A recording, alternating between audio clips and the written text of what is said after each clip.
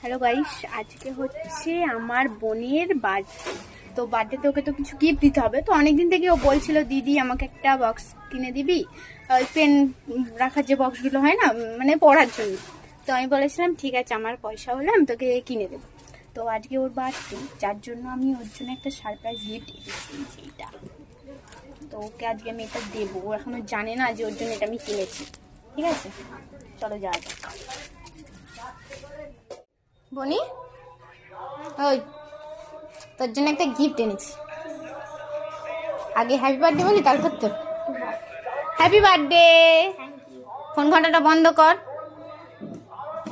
চোখ বোঝ, তারপর দেবো। তুই তো দেখছিস, ভালো করে চোখ বোঝ। ভালো বাবা, আগে থেকে হাত বাড়িয়ে বসে আছে। চোখ বোঝ, চোখ খোল। ভালো হয়েছে, খুলে দেখ।